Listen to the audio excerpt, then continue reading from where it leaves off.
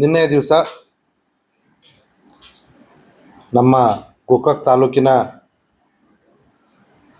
ಕೊಣ್ಣೂರು ಗ್ರಾಮದಲ್ಲಿ ನಮ್ಮ ದೇಶದ ಹೆಮ್ಮೆಯ ಮಗಳಾದ ಕರ್ನಲ್ ಸೋಫಿಯಾ ಕುರೇಶಿ ಅವರು ಕುಟುಂಬಸ್ಥರು ಇಲ್ಲಿರ್ತಾರೆ. ಆ ಒಂದು ಕುಟುಂಬಸ್ಥರಿರುವಂಥ ಮನೆ ಮೇಲೆ RSS ಬೆಂಬಲಿತ ಹಿಂದೂಗಳು ದಾಳಿ ಮಾಡಿ ಅವರ ಕುಟುಂಬಸ್ಥರು ಸ್ಥಳಾಂತರಗೊಂಡಿದ್ದಾರೆ ಅನ್ನುವಂಥ ಒಂದು ಸುಳ್ಳು ಸುದ್ದಿಯನ್ನು ಈ ಹಿಂದೆ ಟ್ವಿಟ್ಟರ್ ಮತ್ತು ಈಗಿನ ಎಕ್ಸ್ ಮಾಧ್ಯಮದಲ್ಲಿ ಪೋಸ್ಟ್ ಮಾಡ್ಕೊಂಡಿದ್ರು.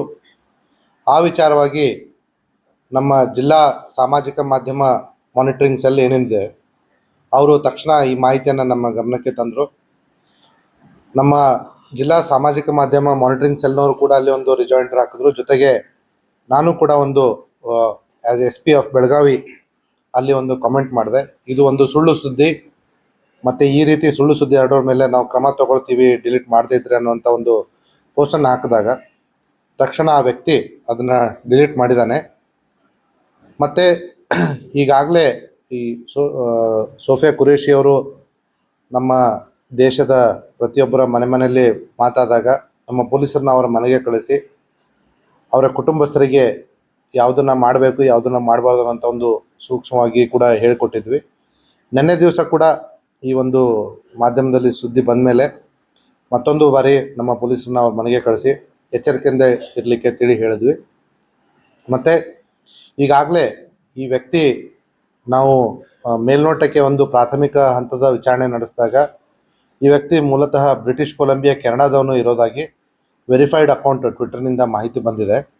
ಆದಾಗ್ಯೂ ಕೂಡ ನಾವು ಒಂದು ಅಫಿಷಿಯಲಿ ಒಂದು ಅರ್ಜಿಯನ್ನು ದಾಖಲೆ ಮಾಡಿಕೊಂಡು ಇದರ ಬಗ್ಗೆ ವಿವರಣೆಯನ್ನು ಟ್ವಿಟರಿಂದ ಕೇಳಿದ್ದೀವಿ.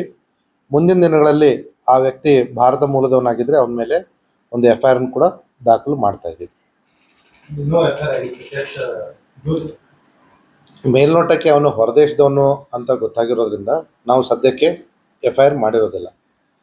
ಹಾಗಾಗಿ ಕೇವಲ ಅರ್ಜಿಯನ್ನು ಒಂದು ರಿಜಿಸ್ಟರ್ ಮಾಡಿಕೊಂಡು NC ಅರ್ಜಿಯನ್ನು ರಿಜಿಸ್ಟರ್ ಮಾಡಿಕೊಂಡು ನಾವು ಬೇಕಾದ ಮಾಹಿತಿಯನ್ನು ಕಲೆ ಹಾಕ್ತಾ ಇದ್ದೀವಿ. ಅವಶ್ಯಕತೆ ಬಿದ್ದರೆ ಇಮಿಡಿಯೇಟ್ಲಿ FIR ಮಾಡ್ತೀವಿ. ಹೌದು, ಅವರಿಗೆ ಮಾಹಿತಿ. ಈಗ ಟ್ವಿಟ್ರಲ್ಲಿ ತಮಗೆ ಗೊತ್ತಿರೋ ಹಾಗೆ ಒಂದು ಬ್ಲೂ ಟಿಕ್ ಅನ್ನುವಂಥ ಒಂದು ಫೀಚರ್ ಇದೆ. ಬ್ಲೂ ಟಿಕ್ ಇದೆ ಅಂತಂದರೆ ಅದನ್ನು ಟ್ವಿಟರ್ನವರು ವೆರಿಫೈ ಮಾಡಿರ್ತಕ್ಕಂಥದ್ದು. ಈ ವ್ಯಕ್ತಿ ಅನಿಸುದ್ದೀನ್ ಅಂತ ತನ್ನ ಬಗ್ಗೆ ತಾನೇ ಹೇಳ್ಕೊತಾನೆ, ಅವನ ಅಕೌಂಟಿಂದ ಬಂದಿರತಕ್ಕಂಥದ್ದು. ಇವೆಲ್ಲದರ ನಡುವೆ ಒಂದು ಒಳ್ಳೆ ಬೆಳವಣಿಗೆ ಅಂದರೆ ನಾವು ಇದು ಸುಳ್ಳು ಸುದ್ದಿ ಅಂತ ಹೇಳಿ ವಾರ್ನ್ ಮಾಡಿದ ತಕ್ಷಣ ಆ ವ್ಯಕ್ತಿ ಆ ಪೋಸ್ಟನ್ನು ಕೂಡ ಡಿಲೀಟ್ ಮಾಡಿದ್ದಾನೆ. ಆದಾಗ್ಯೂ ಕೂಡ ಆ ವ್ಯಕ್ತಿಯ ಬಗ್ಗೆ ಹೆಚ್ಚಿನ ಮಾಹಿತಿಯನ್ನು ನಾವು ಎಕ್ಸ್ ಲೀಗಲ್ ಸೆಲ್ ಅವರಿಗೆ ನೋಟಿಸ್ ಕಳಿಸಿ ಕೇಳ್ತಾ ಇದ್ದೀವಿ. ಹೆಚ್ಚಿನ ಮಾಹಿತಿ ಬಂದ ಮೇಲೆ ಅವಶ್ಯಕತೆ ಬಿದ್ದರೆ ನಾವು FIR ಕೂಡ ಮಾಡ್ತೀವಿ. ಅವನು ಭಾರತದಲ್ಲೇ ಇದ್ದರೆ ಅವನ್ನ ಅರೆಸ್ಟ್ ಕೂಡ ಮಾಡ್ತೀವಿ. ಆಲ್ರೆಡಿ ನಮ್ಮ ಪೊಲೀಸರನ್ನ ಅಲ್ಲಿ ನಿಯೋಜನೆ ಮಾಡಲಾಗಿದೆ. ಆದರೆ ಅವ್ರ ಕುಟುಂಬಸ್ಥರು ಆಲ್ರೆಡಿ ಮಿಲಿಟರಿಯಲ್ಲಿರೋದ್ರಿಂದ ಅವರಿಗೂ ಕೂಡ ಈ ಸೂಕ್ಷ್ಮತೆಗಳು ಅರಿವಿದೆ.